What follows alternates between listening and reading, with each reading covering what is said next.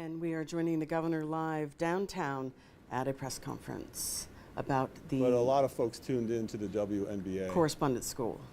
Especially during the playoffs. But I can recall Alyssa when she was at Diamond several years ago. And she was a phenomenal player then, and I think most of Alaska cheered when she went on to a Division I college, which if you saw her play in high school, you could tell that she was Division I, quote, material. And then she went down to USC, big college, right? California, everyone's heard of USC, and then transferred over to Utah, where she just did a phenomenal job. And I mean, I played basketball in a small college, but I watched her play a couple snippets here not too long ago, and she's just athletically gifted. And so when the WNBA draft occurred here just the other day, and she was picked number 8 in the first round, I thought that was phenomenal. So I want to congratulate her. I wanted to congratulate her family. I'm sure they're proud, and they should be.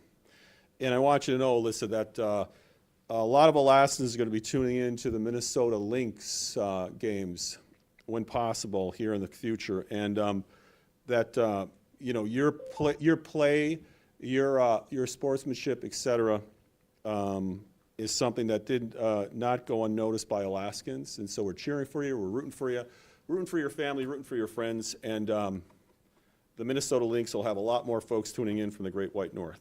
So with that, congratulations. We're going to move into talking about this court case that just occurred on correspondence homeschool, and we're going to break the press conference into 2 parts. The first part, we're going to talk about the legal aspects of it. And we're going to have Attorney General Craig Taylor come up, and he's got online in Juneau Corey Mills, Assistant Attorney General. But we're going to talk about what we believe has occurred, where we think this may go, and what are going to be some of the actions by the administration regarding the decision that was made. And then we're going to stop it and allow folks to ask questions on the legal aspects.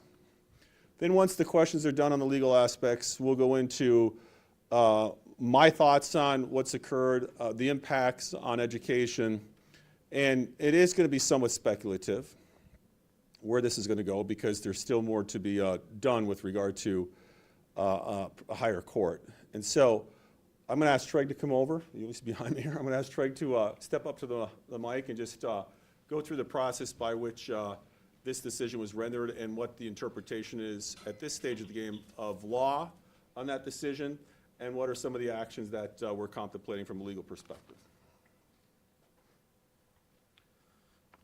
Thank you, Governor. I want to start by framing what this case is and what it is not about. The lawsuit that was brought challenged our correspondence school allotment program as is laid out in our statutes. The lawsuit did not challenge a particular school district or the way the allotments were distributed. That would be what we call as an as-applied challenge. Instead, NEA challenged the entire allotment program as unconstitutional, a program that the state was engaged in well before 2014 when it was put into statute. Folks on the phone, if you can please make sure that your phone is muted. Thank you. It remains our position that the statutes are constitutional and that the long-standing correspondence school program should be upheld on its face. What did the Superior Court find in its decision? Well, one, the court said that AS 1403 300 through 310 must be struck down as unconstitutional. They did that in the entirety of those statutes. These 2 statutes provide the framework for all correspondence school programs in Alaska, so it goes far beyond just the allotments themselves. The decision represents a complete lack of understanding on how a correspondence school works. Correspondence school is public school. It is administrated by school districts. The students work under a public school teacher, and the students receive a school district diploma upon graduation. Let me repeat, the correspondence program is a public education. The court also said, here the plain text of the statutes clearly authorizes purchasing educational services and materials from private organizations with public funds, in direct contravention of the direct benefit prohibition of the Alaska Constitution. What needs to be noted here is that the use of the term private organizations instead of what the Alaska Constitution says, which is private educational institutions. And also, the purchasing of materials is also included in what is unconstitutional. Private organizations and materials can include things like music lessons, a dance studio, a textbook company, the food vendors that serve food at the school. The list goes on and on. This also flies in the face of correspondence programs that have been around since the territorial days and remained after statehood. In light of the vague, broad nature of the court's reasoning, it is very difficult to determine what type of program would actually be permitted under this decision, where, in fact, it draws into question spending that has taken place in public schools for decades.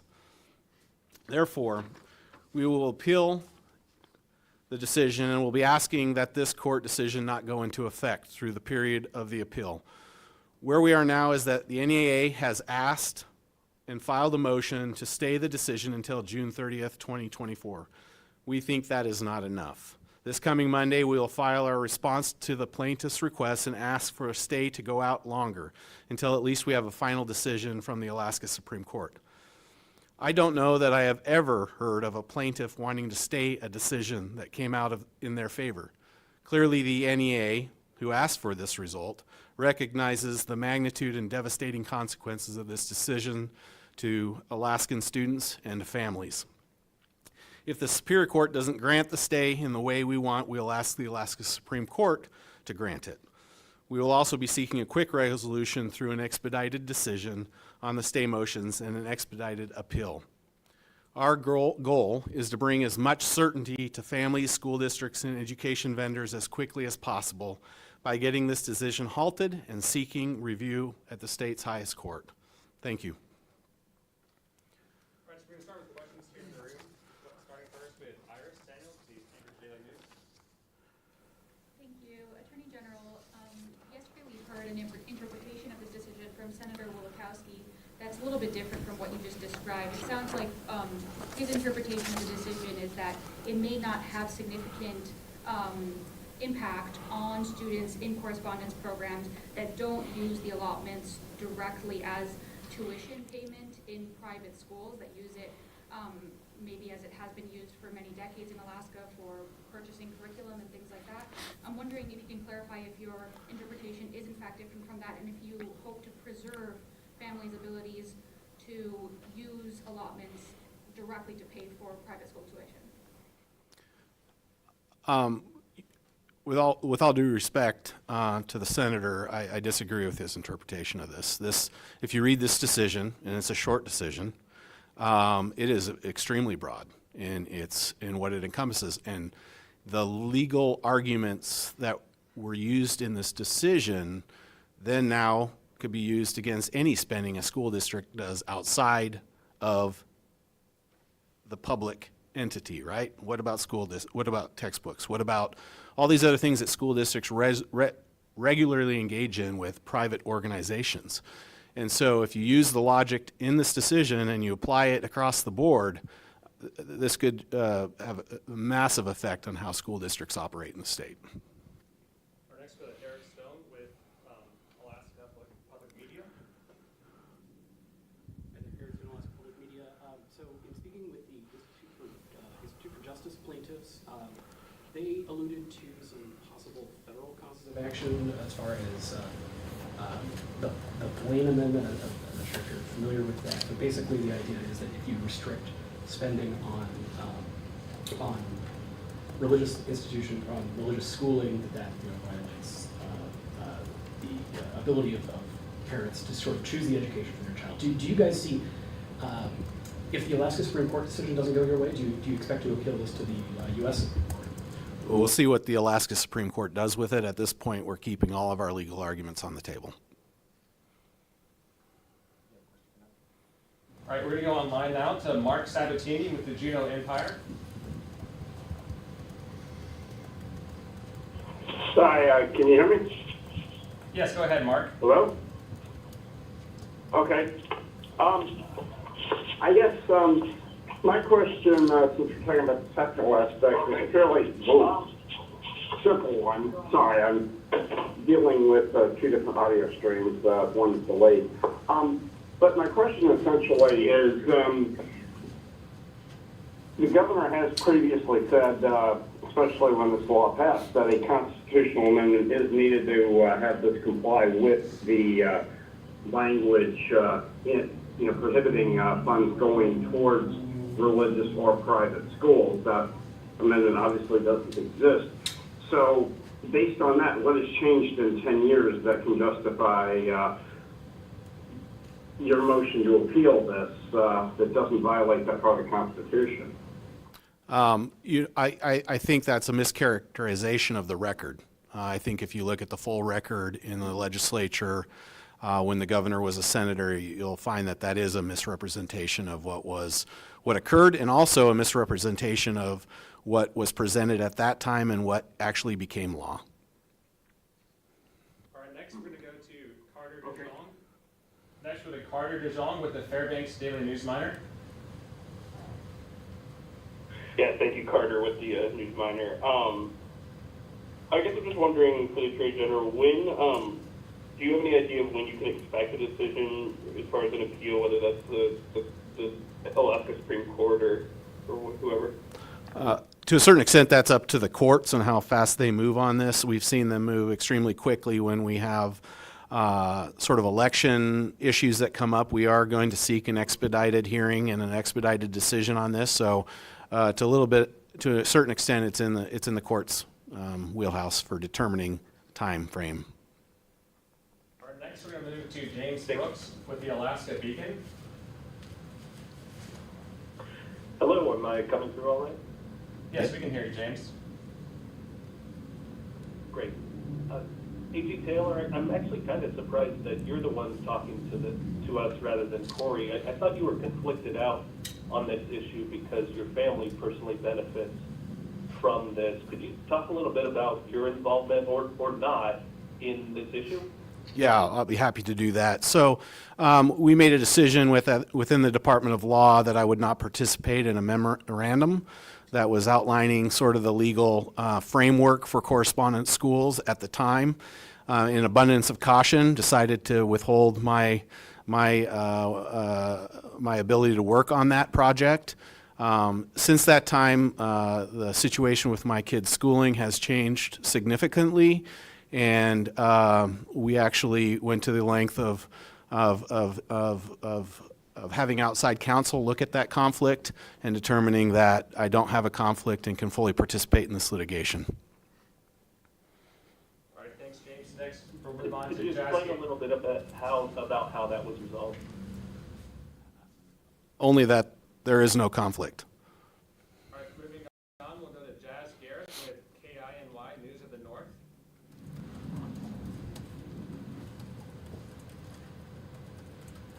Can you hear me okay? Yes, we can. Go ahead. I wanted to ask, I saw that the plaintiffs had brought forward this suit after noting an uptick in private schools advertising that parents could use these correspondence school allotments to pay for classes or tuition, and could you give a comment on that and how that relates to the indirect benefit or direct benefit? Yeah, happy to. Again, correspondence school program is a public education administered by public school districts, public school teachers with a public diploma. I think if you look through our briefing that has already occurred in this manner, you can get the specifics of that argument. And as we appeal this, you'll see that argument once again laid out. But I don't want to lay out legal arguments here in front of the press today, given that we do have a current litigation going on. All right, next we're going to go to Becky Bohr with the Associated Press. Thank you. Attorney General Taylor, it was mentioned yesterday in the Senate Majority News Conference the potential for D to write emergency regulations going back perhaps to pre-2014. Do you see a need for emergency regulations to be in place while this case plays out? I'm going to defer that question to the governor as he'll talk policy. I know the governor has deep concerns with this decision and is prepared to take whatever necessary action in order to alleviate the burden on these families and these students. If we're talking about 24,000, over 24,000 if you include everyone that participates in those correspondence courses. So that's a significant effect on Alaska families in a real hurry. So I'll let the governor address that question.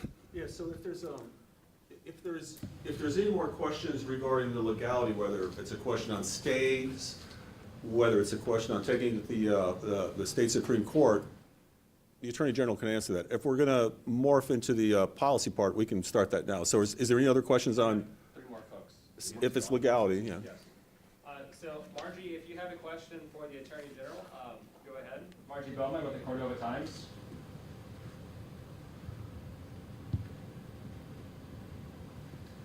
All right, moving on, Jeff Landfield with the Alaska Landmine. If you have a question for the Attorney General. I'm sorry, it's Margie. I was muted. Okay, go ahead, Margie. I'm just wondering about the amount of time and emphasis being put on this issue while there are schools all over the state waiting to see if the amount per student is going to be raised or not. Most of the school districts in the Is it state a legal question or a policy question? rely on the funding per student. And they're in pretty dire straits. Cordova, for example, has said that if they don't get a reasonable allocation, they're going to be $1.5 million in the hole in their education funding. They are counting on a raise in the allocation per student. And all the emphasis seems to be right now on getting more money to this program instead of that. Can the governor please comment on that? So is there any more questions for the Attorney General? Because I'll handle all these other questions. Yes, Margie, we'll come back to this later on in the news conference. I want to see if Jeff Landfield with the Alaska Landmine has a question on the legal issues for this for the Attorney General. Jeff, are you there? Yeah, I'm here. My question is more of a policy question. Okay, so we'll come back. And then Steve Kirch with Alaska's News Source, do you have a question on the legal specifics of this case? All right, Okay, no, I appreciate that. And Yeah, can you hear me okay? Just go ahead, Steve. Yeah, I just want to ask a question to the general. It seemed like this case took a long time to come to light. It's been probably about 10 years. Why? What exactly would those hoops of this go through where it took so long, to get to this point? I'm not sure I understand the question. I think this case has moved faster than most people expected to do. I don't think anybody expected the judge to rule the way he did and the manner he did and as quickly as he did. And so if that answers your question, I think things have been moving very quickly. If you're talking about the length of the correspondence program, like I said before in my statements, this has been around since before statehood, and it was codified into statute, when the governor was senator. So it's been that number of years that statute has stood on the books and was just recently challenged, obviously. okay, thanks, Attorney General. So we're going to get into the policy issues and the hypotheticals. And generally, we don't deal with hypotheticals, except that in this case, you have a ruling by a Superior Court judge that we're dealing with now. There's discussions of stays. There will be discussions of taking this to the Alaska Supreme Court. There also may be implications that it goes to the U.S. Supreme Court, depending upon the outcomes, which we don't know yet, of what the state Supreme Court may argue. And so we're dealing with an answer. Actually, I answered that question that was just presented to the AG. Why did it take 10 years for a case to come? I don't have the answer to that, other than we didn't bring the case. This case was brought by NEA and others against the state of Alaska. And I can only speculate as to why it is happening now. And part of the reason it's happening now is we've gone from a few thousand kids in the homeschool programs to 24,000 and growing. And that's a significant proportion of our public school students. And so, in my opinion, and I'm going to speculate, in my opinion, the reason that case is happening now is the same discussion we're having with charter schools. And that is, in the end, is it the state of Alaska, the people of Alaska, are they going to determine what our educational system looks like, or is it going to be NEA or the School Boards Association? So really this is a fight about control. There's no doubt about it. It'll be masked as a religious direct benefit question. But in the end, it's really about who's going to control the educational programs for the state of Alaska and its kids, and who's going to, likewise, who's going to control how charter schools are formed in the state of Alaska. That's what really this is about. Margie asked the question on funding, and you know, I should start taking count. I've probably up to about 65 times I responded to the question. There will be more funding in education this year. There will be. There will be more funding. But really the question is, what is the educational system of Alaska going to look like? Because, and Trey, you can hop in any time you want, part of the interpretation of the ruling that just occurred is that the homeschooling correspondence laws are thrown out. In other words, programs are gone, potentially.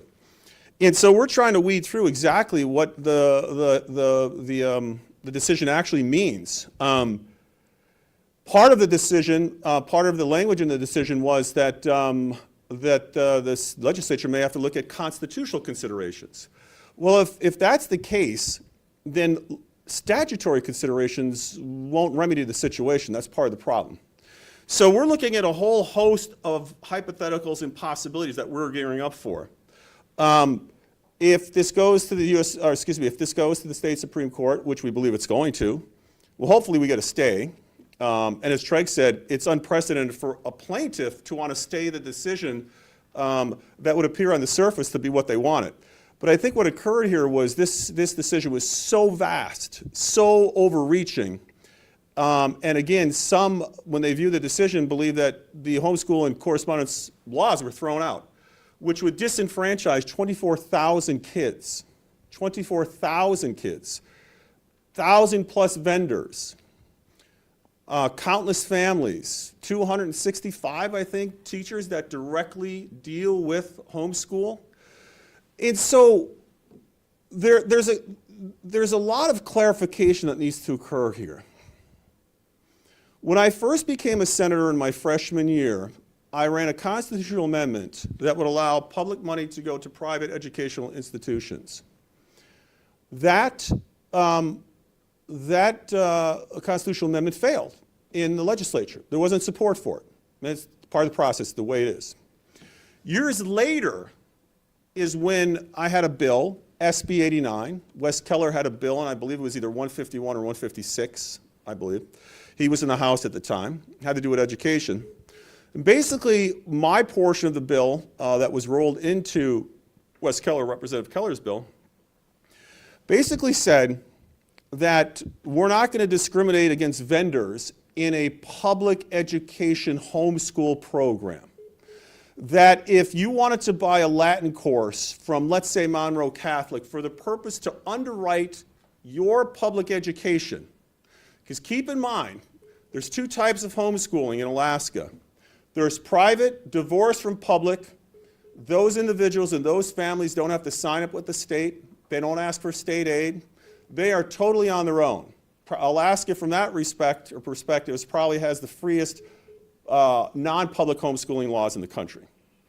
Then there's public homeschooling, in which it is a public school run by publicly certified teachers, run by school districts that are public.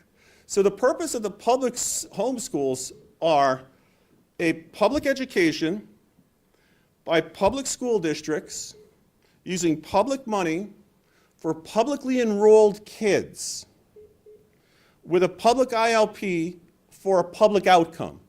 They are 100% public schools. The issue apparently is, in part of the development of the ILP, the individual learning plan, when a family goes and talks with the public school teacher, that there are vendors now, and there always has been vendors, and I'll make that clear. There have been vendors associated with religious outfits for decades and decades and decades. Brigham Young University is an example. You've had multiple court cases going back to 1961, I think it was Quinton versus Fairbanks, which was a school bus issue about a little girl that was being picked up by a public-funded school bus and then dropped off at her private school. In 1976, there was a court case called Sheldon Jackson, in which the Attorney General at the time brought suit against a scholarship program that was put in place by the legislature, claiming that Sheldon Jackson was a private university, a private college, and therefore public money should not go to it. Where I'm going with this is when you look at those court cases, and we'll see what our state Supreme Court does, and I'm not trying to scare people or worry people, but if the interpretation of the Superior Court to some degree is carried over to the to the Alaska Supreme Court, you may not just see spending to purchase courses from religious vendors. Again, an example, if you want to buy a Latin course from, let's say, Monroe Catholic, and I'm just making this up, folks, the ILP would underwrite that and purchase the course for the kid, the child, for their public education. If this ruling is as broad as some people think, and the entire homeschool correspondence laws are basically off the books now, this may implicate everything from spending for contractors, non-public entities that supply services to school districts. For example, you have an outfit that's been around forever called Sylvan. School districts oftentimes use Sylvan for tutoring. That may be gone. So in essence, we don't know yet exactly where this is going to go, but if it is as broad as some may think, and I think this is one of the reasons why the plaintiffs rushed to get a stay, because they saw what had happened here, it may not be able to be remedied by a statute. That's the problem. And so if private and everything that's non-public, if it's private and or religious, non-public is thrown out, you're going to see, I think, a situation in Alaska which is unprecedented, to be perfectly honest with you. So we don't know. So we're preparing as an administration, and we'll be having conversations with legislators. We're preparing everything from being prepared to talk to folks about a constitutional amendment, depending upon the outcomes in the Alaska Supreme Court, to looking at an education dividend, because we have a permanent fund dividend. We don't ask people how they spend their PFD. For all we know, we may have families that spend their thousands of dollars in their collective PFDs on their churches. We don't ask what they do or how they spend their money. So we may be looking at an educational dividend to assist people. We may be looking at something with the post-secondary scholarship commission, scholarships in the post-secondary commission, to look at K-14 scholarships. Because right now, again, if this is as broad and deep as some may think, the whole post-secondary concept is turned upside down on its head. Because a lot of money there for scholarships go to private institutions, go to non-public institutions in order to educate people. So in the state of Alaska, like most of the country, you don't have a simple, just pure public only, because you're buying services and equipment and goods from private vendors to underwrite the public education. And that's what this homeschool process was and is. Public school, public education for 24,000 kids. Want to say something else on this issue. There is a mistaken belief, and I've heard it by a couple, that no big deal. The 24,000 kids are welcome back in our neighborhood schools. I'm totally surprised, shocked at the premise that they're just going to line up and go to our neighborhood schools. First of all, there were 24,000 reasons why they either didn't or could not go to our neighborhood schools. Medical issues, family situations. Some of them may have been athletes. Some of them may have been involved in other activities that just prohibit them from going to a neighborhood school. That's not going to happen. If the extreme end result that some people fear occurs with our Alaska Supreme Court and everything is thrown out, you're not going to see 24,000 kids going back to the neighborhood schools. The whole idea of the educational system in Alaska, the whole idea that I and many others talked about for decades, as a public school teacher, as a superintendent, was let's broaden the opportunities for kids as much as possible. And what's happened in Alaska is something that's happened, I don't think, anywhere else in the country. So I got to do another clarification here because it's important for people to understand. A voucher is when the state sends public money directly to a private school for tuition to basically save a spot for a kid to go to a private school. That's not public education. That's a voucher going straight to the private school. What we have in our home schools is purely public education for a public purpose. That's the allotment system, to help underwrite the ILP, which the teacher, certified teacher, works with the parent in our school districts to come up with a menu of courses to meet the kids' needs. Many of those are private vendors, welding outfits, heavy equipment outfits, dance studios, art studios, music, you name it, they're all private. Under the extreme possibility that this thing is totally thrown out, they're done. So over 1,000 vendors are finished.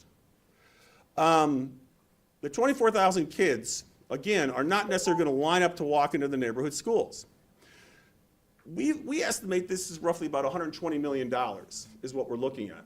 And then the question is, if it is thrown out, what do you do with the child that's 100 miles from the nearest road? And they're trying to get an education. Maybe they're in a remote lodge, mining camp. Can they get state money to help buy private educational services if this is thrown out? Apparently they can't. So we don't know where it's going to go. We don't know what the Supreme Court is going to do. But there was a question, I think, that alluded to another issue, is if the state Supreme Court just strikes the ability to purchase materials or coursework from religious vendors, there's a very good chance that'll be taken to the U.S. Supreme Court to be challenged there by interveners, by others that are watching this right now. And so, to be honest with you, not sure where it's going to go. We're preparing 3-4 different responses, everything from a constitutional amendment and discussion with the legislatures, which that will start, to an educational dividend, to talking with the post-secondary commission, and maybe some other approaches we haven't thought about to ensure that these kids are educated. This idea that once 24,000 individuals have developed ILPs and are living a lifestyle that they want to live and get a public education is going to be taken away, that they're just magically going to reappear at the schools, is ridiculous, to be perfectly honest with you. So, again, we'll have to see where this goes with the Alaska Supreme Court. But this is absolutely, it was a phenomenal ruling, to say the least. So, with that, I'll take some questions. All right, first of all, for the folks on the teleconference, if you're listening in two sources and have your phone on hold, please either hang up or take your phone off hold. Thank you. Thing I did as a freshman go back to Iris with Daniels, the statutes in Anchorage Daily 14 News. and 16. Two totally different things.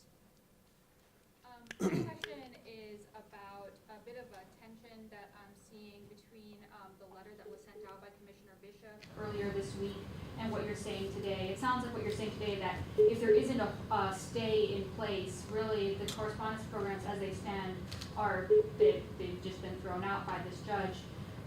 But the commissioner said that people will continue using their allotments as they had been. So I guess I'm curious, until there is a stay, if there is a stay, do you think the instruction to families should be stop using your allotments, don't spend more money? No, I don't think so, because we're still trying to figure this thing out. This is unprecedented. from a whole host of different viewpoints. So no, we're going to, there's already been a stay asked by the plaintiffs, which we said is, that's amazing, that's unprecedented. We know why, because I think they got the result they never foresaw. But we're also going to be looking at doing a stay as well. But first, and I don't want to get ahead of myself, but I think there's a couple things we got to work through before that happens, and then I think we're going to ask for it to go to Supreme Court. Do you want to just talk about that? Yeah, and the technical reason also is that there's no final decision been issued. And so that stay will likely occur before a final decision is issued by the Superior Court. And in that aspect, these things are still live. There's also another technical issue in that the districts aren't part of this litigation. So a Superior Court decision only binds the parties, does not bind the school districts. School districts are not part of this litigation, and so are free to continue and work as they've been doing. So that's the issue. So the letter is trying to help parents in the immediate now, here now, how to deal with this. And what we're saying is we're preparing for all different possibilities that are going to come out of this. So it's really not a disconnect between us. All right, we're going to go back to Eric Stone, Alaska Public Media. Okay, so this is a two-part question, part legal, part policy. So the plaintiffs say like a very simple law sort of reauthorizing the allotment and ILP programs could be constitutional if it's specific. Can I interrupt you for a second? But that's not what we believe was just rendered by the court. Because he talks about there has to be constitutional legal issue dealt with.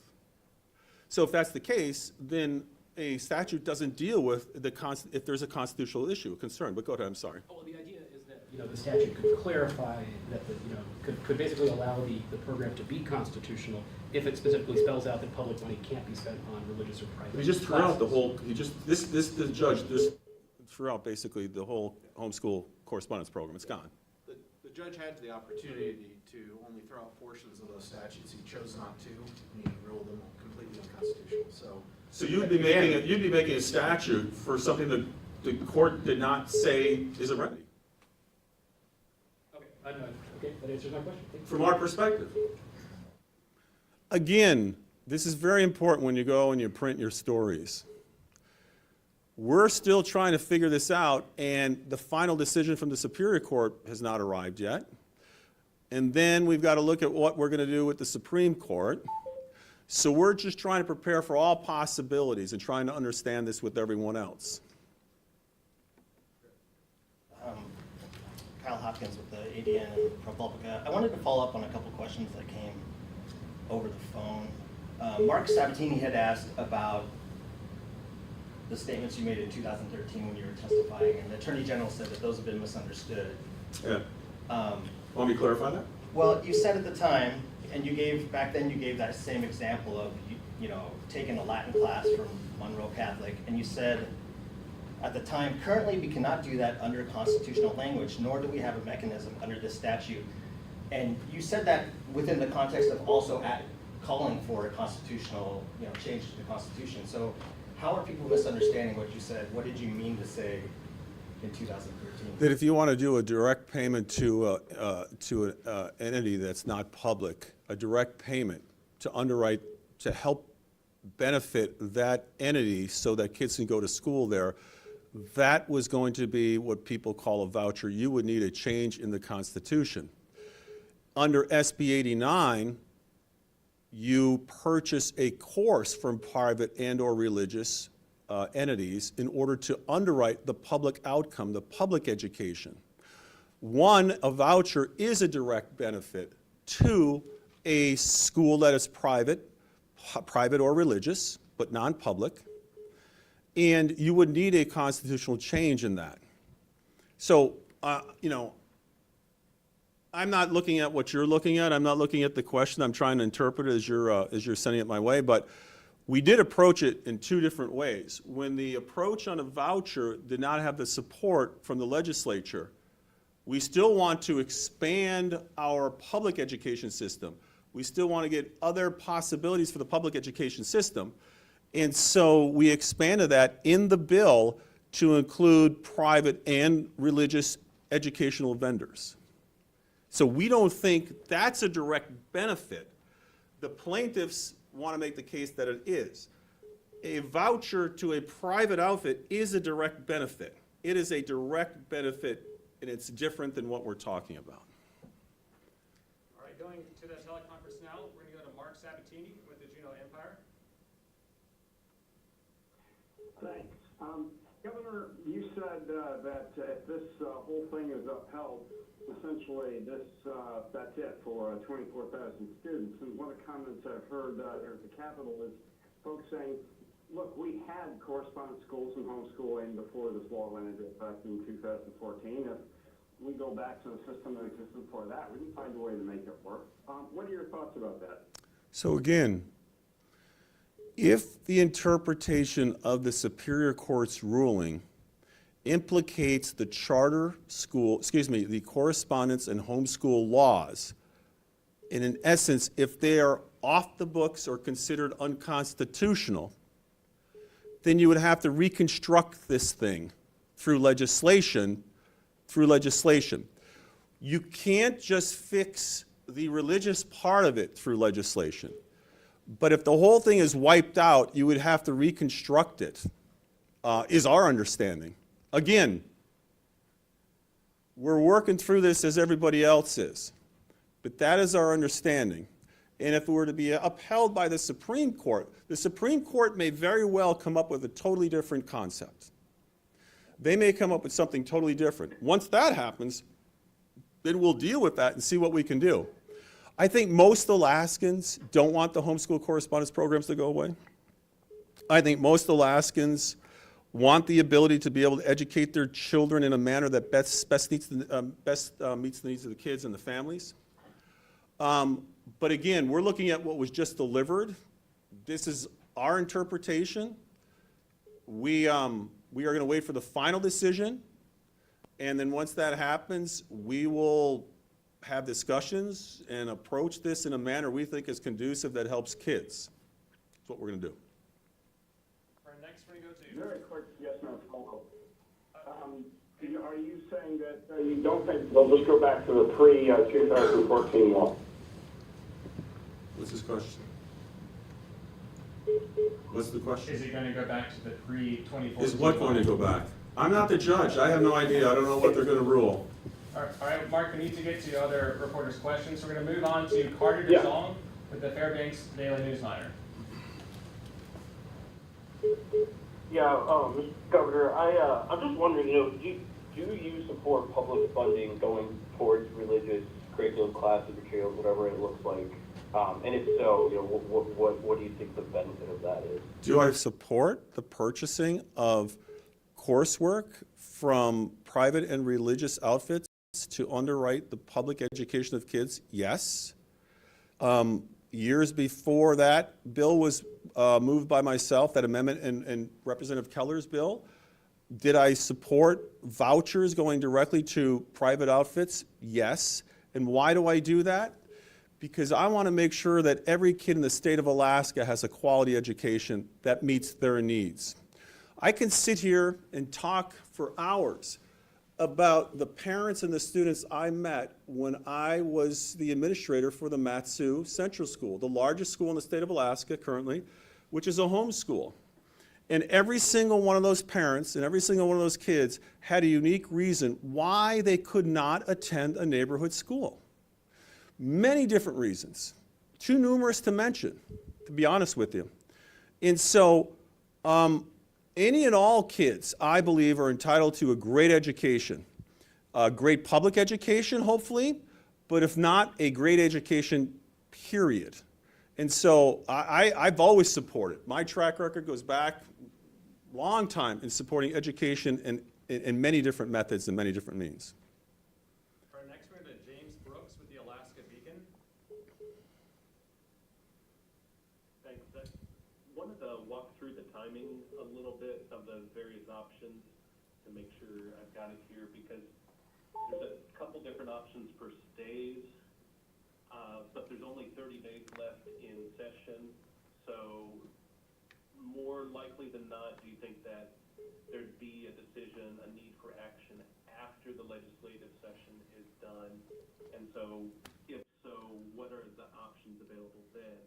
And one of the things I was thinking about in that was that the pre-2014 system was done via regulation rather than statute, and I didn't know how much you see emergency regulations in that instance as a possibility, or something like a special session, or something else I haven't thought of. Good question, James. So we're going to prepare for the eventual final ruling from our Alaska Supreme Court. Again, it depends on what they rule on. If they have a ruling that's different than what the Superior Court ruled on, we can deal with that in whatever manner the decision is. So again, for example, if the Supreme Court comes out and says all these statutes are null and void, and you either, and again, this is all speculation, but you either do or don't have a homeschool correspondence statutes. We'd have to have discussions with the legislature, probably in a special session, quickly. And that's why we want to start the discussion now on the different options. And again, it's difficult because we don't know what the final decision is. As Treg mentioned, we got a couple days here for the Superior Court to issue their final, and then the Supreme Court. And we hopefully all these things go pretty quickly, and I think everyone wants them to, so that we can get decisions made for kids and families. But we're looking at many different options, and like I said, they can range from everything from a constitutional amendment to a potential educational dividend, to a post-secondary type of scholarship, to and if the Supreme Court rules in a manner that it's just a statute change or a regulatory change, we can deal with that. But we won't know until that happens. So we have to be prepared and move quickly. All right, next we're going to go to Jazz Garrett with KIUI, News of the North. I don't have a question at this time, thank you. All right, thank you. Moving on, we'll go to Becky Bohr with the Associated Press. Governor, can you speak more, a bit more about what you envision as an educational dividend, what that would look like, and when you're talking about post-secondary education, are you talking about looking at the need to reopen what the performance scholarship program looks like? What was the last part? What scholarship program, Becky? The performance scholarship? Oh, yeah, you would have, well, so let's go with that first. One concept would be that you have a K-14 or a K-12 plus scholarship in which individuals are able to get scholarship money, like an allotment is now, and that scholarship money could, if it's not spent every year, can be rolled over and be used for any type of education, blue-collar training, university, K-12, anything to educate the kids. That's one possibility. It's one concept that we would have a discussion with legislators in the Post-Secondary Commission. An educational dividend, we have a PFD that is given to the people of Alaska through well, it was a formula, but through a appropriation right now. Goes to eligible Alaskans, about 650,000 or 600 some thousand. We would put forth an educational dividend that addresses the needs, if the whole thing was thrown out, addresses the needs for the 24,000 for at least the upcoming year. So it'd be almost a supplemental dividend to deal with the educational needs of those 24,000 for the upcoming year. And then there is going to be other ideas that folks come up with. Again, the ideas are being generated in the absence yet of a final decision by the Supreme Court. That's going to tell what options are really available to us. But we just want to prepare and have the discussions. All right, next we have the Margie Bowman with the Cordova Times.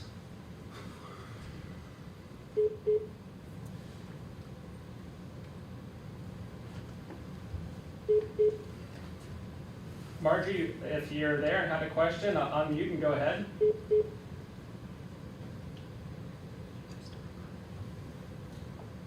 All right, moving on, we'll go to Jeff Landfield. Well, I think we found the source of the annoying beeping. I wanted to ask about the constitutional amendment. Can you hear me? No. Yes. I can't hear you over the beeping, Jeff. You got to speak louder. It's very annoying. I don't know who's doing it, but anyways, Governor, when you were in this, you alluded to this in the legislature trying to do a constitutional amendment. The judge is very clear. If the legislature feels this program is important, they should change the constitution. The language is pretty clear. I asked the House majority and the Senate majority that yesterday, and the House majority seemed somewhat open to it, but 27 votes is a lot, and then the Senate majority seemed totally close to it. So without a constitutional change, aren't all these things like an education dividend or even this program itself, isn't this kind of trying to find a way around the Constitution? I mean, why not really push for the constitutional change, which seems to be the clearest way, but it's so clear about, direct benefit of private and religious schools. Yeah, Jeff, I wouldn't dispute the sentiment of the legislators that you discussed this with, but again, we don't know what the final decision is going to be. It could be totally different from what the Superior Court put forth. It could be something we don't even think about. But where I'm going with the educational dividend, the state of Alaska sends out a dividend to Alaskans, and we don't ask them or direct them on how to spend their money. If we find ourselves in a bind, and if the statutes are thrown out, and you have 24,000 kids in limbo, we're going to come up with as many possibilities as we can to assist them with education, at least through the coming year. And one of those possibilities are an educational dividend, because we don't ask the questions now with the PFD, and we don't ask the questions with what will be an energy dividend. And so we may just have a dividend for 24,000 kids. Now, with that said, I can guarantee you that there are people listening to this phone call right now, especially some of the plaintiffs or their lawyers, that are saying, well, we're going to attack that as well. There's no doubt they will. So in the end, it really comes down to what was the purpose of this case? What was the real purpose of this case? That's the real question that's not being asked. I don't think it will be asked, to be honest with you. I don't think I'll read it anywhere, to be honest with you, on any blog or any newspaper. I don't think people will be asked. What was the real purpose of this case? The real purpose of this case was control. We're up to 24,000 kids now in our homeschools. So there's a worry, a concern by some that the neighborhood schools are going to lose market share. Our public school system is not losing market share. As a matter of fact, our public school system, in some respects, it could be construed as gaining market share. Because now you have kids that were just private school coming into our public school system because we broadened the umbrella in order to address their needs.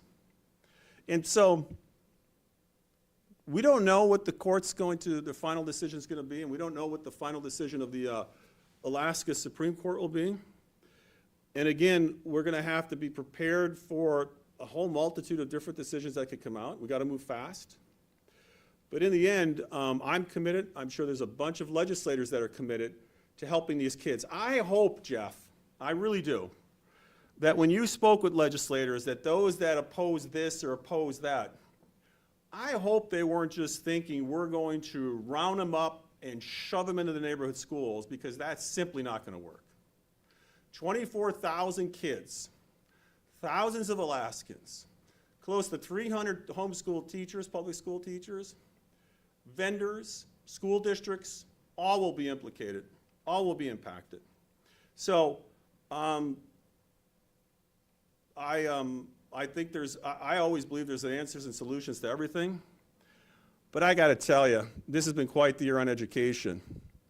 And unless it's just a discussion on money,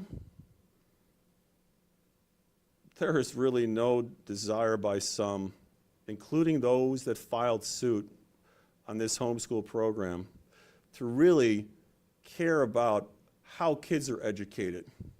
It's really about money. And to me, that's I think a lot of us, we operate off of a moral imperative to do whatever we can to educate kids. And we'll see where this goes, but we have to be prepared for any outcome. Our next one is Steve Kirch with Alaska's News Source. Yeah, hi, Governor. So I'm just curious. You talked about some solutions to this. Education credit through the dividend, constitutional amendment. What do you envision the timeline of some of these solutions being? Like, do you want lawmakers to maybe start putting together ideas this legislative session or next legislative session? What's the timeline on this? Well, again, we just had a decision. The final decision will be rendered here in a few days.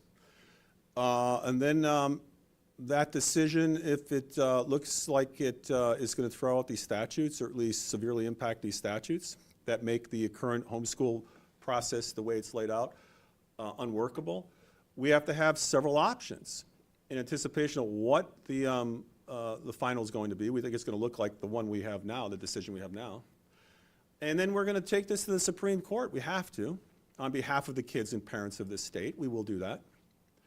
And then we have to be prepared for the inevitability of there'll be an outcome there, but what that may look like. So we have to have several options on the table, and we have to have the discussion with the legislature now that when that is rendered, we may end up having a special session to deal with it so that we can give certainty to these kids and these families.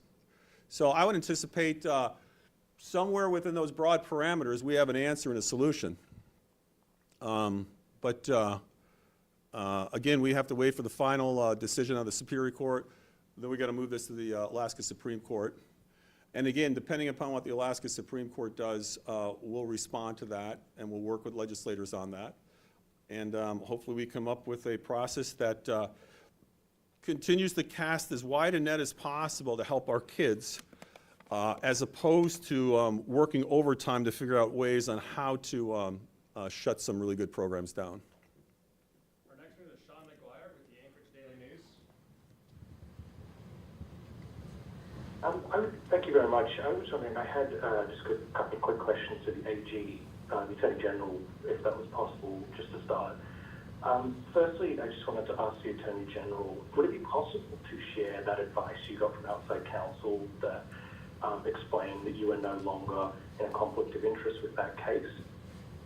I guess the response to that answer, I'll consider that. It is attorney-client privileged information, and so I'll have to think about that. I don't have a response for you right now. Okay, and then I'm just going to ask as well, the governor has repeatedly said that he thinks a constitutional amendment would need to be considered when looking at this ruling that came down from the Superior Court. I'm looking at the last line of that ruling, and it says, if the legislature believes these expenditures are necessary, then it is up to them to craft constitutional legislation to serve that purpose. Now, the way I read that, I'm not an attorney, but I thought that meant legislation which is constitutional, not necessarily a constitutional amendment. Could you just explain why a constitutional amendment and not a statutory change might be needed? Well, that statement's in conflict with the rest of the opinion, right? If you look at the rest of the decision, there's no guidance to what would be constitutional, what would be unconstitutional. He simply struck down 2 statutes. So, you know, in a way, drafting something legislatively would be just a shot in the dark. You'd just be, you know, because there's no real discussion and real vetting of those concepts. And so I think internally that is in conflict with what actually the decision did. Could I ask now a question of the governor? Yeah, sure, go ahead. Yeah, go ahead, Sean. Okay, Governor. Yeah, thank you. Governor, I've heard some in the education community, if you might want to phrase it that way, suggest that your plan to try and expand charter schools was one to pave the way for private charter schools, and then also there could be more spaces available that parents could use to get reimbursements for private schools. Was that the purpose of why you have wanted to expand charter schools? So that's, you know, once again, Sean, it's an interesting way to pose a question. I was asked something similar just a while ago. I'm in favor of any and all educational opportunities for kids. Any and all, because everybody has a unique situation. The quote, educational community that you're quoting, I would imagine that those folks, they are neighborhood school only folks, which will cut off a substantial portion of Alaskan students that want a public education. And so I'm committed to making the public education system work. I'm just not sure if some of those, quote, in the educational, quote, community are as committed as I am to making the public educational system work as opposed just the neighborhood school concept.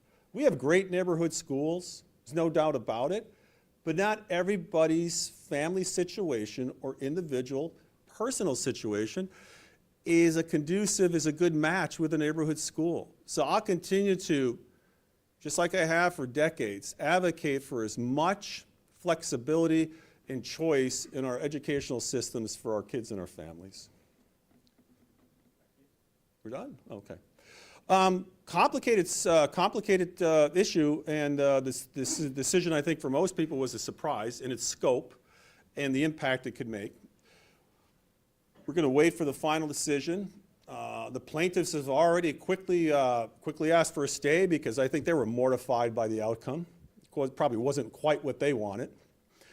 And if you look at the blogs and the texts and so forth, they're scrambling to try and figure this out before it turns into a disaster. We don't want this to turn into a disaster, and my commitment to the people of Alaska and the kids of Alaska, very kids that once again, I was in charge of the Mat-Su Central School, and many, many kids across the state of Alaska for a whole host of reasons attend these schools. We're going to do everything we can, and we're going to work with the legislature, but we're going to do everything we can to make sure that your lives aren't turned upside down.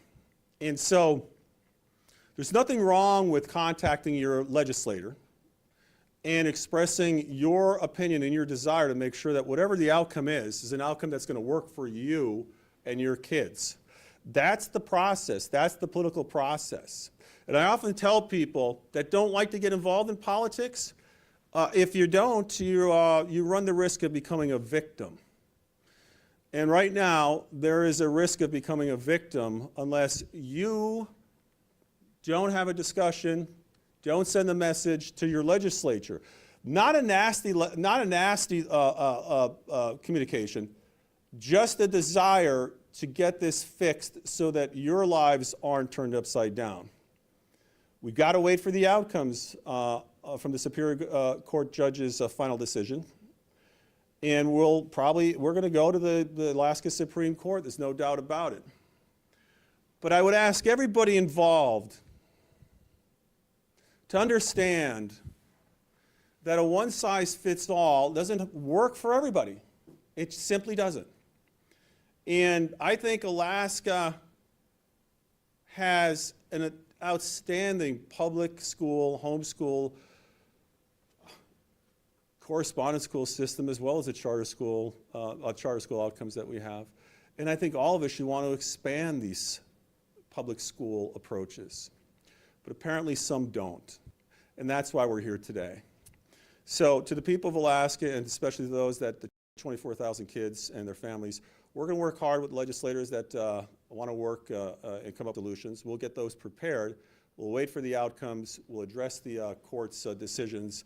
And I'm always an optimist that we will end up with a situation that benefits you, the people of Alaska, and not just the members of the, quote, educational establishment. One last thing before I go. It's kind of a one-off, but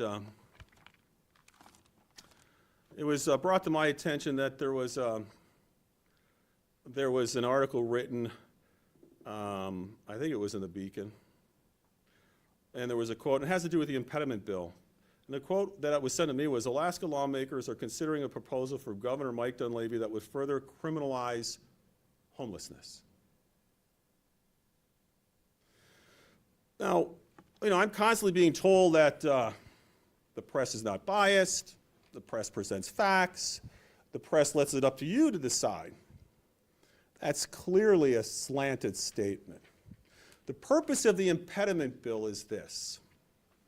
If you're coming down the Parks Highway and you have a medical emergency with your child in your car and the traffic is backed up 8, 9, 10, 12 cars, you're trying to get to the hospital.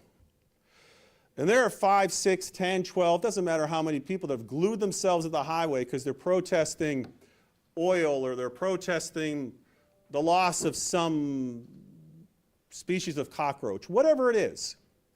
And your child's life is in danger, and God forbid something happens, the purpose of this bill would not only make sure that the criminal penalties apply for that action, but that those individuals could be sued civilly for damages. This has nothing to do with homelessness, but again, that's a clever way of some folks in the journalism world trying to conflate an issue and trying to make an issue where there isn't.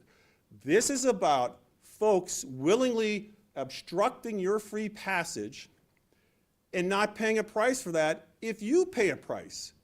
A loved one is sick, somebody gets hurt, loss of job, loss of income. You just have to go on the internet, go to YouTube, and type in protesters stopping traffic.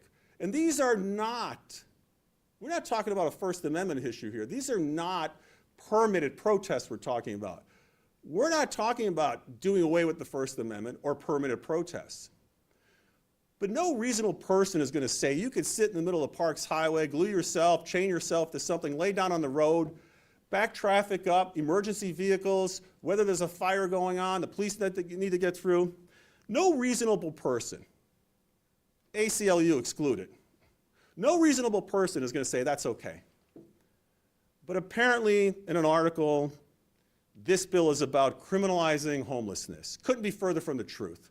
But I think most Alaskans, unfortunately, are getting used to the whole idea that you can't always believe what you read. So with that, we'll get back to you more on the educational issues and this homeschool decision by the Superior Court judge. So thanks.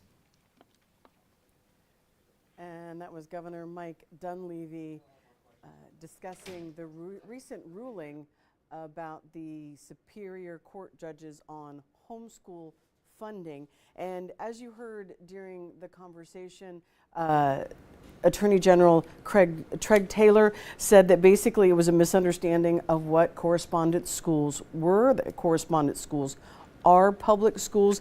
The governor was very specific, said several times to look at why this suit was brought in the first place, and he said blatantly he thinks it is about control over the students and the funds for that are impacted by this. Basically, from what we heard from the governor, they're waiting for a final decision that will come out shortly. They do expect to appeal it. Attorney General Taylor said that they would be bringing this out next Monday was when they would be filing their appeal, that it would go to the state Supreme Court and they would continue to follow it there. He also mentioned that if this did not get resolved in the courts, that there's the possibility there could be a special session to resolve that issue. We will, of course, have more tonight at 4, 5, 6, and 10 on Alaska's News Source, so you'll want to join us then. And we will have more from Steve Kirch in Juneau about this topic.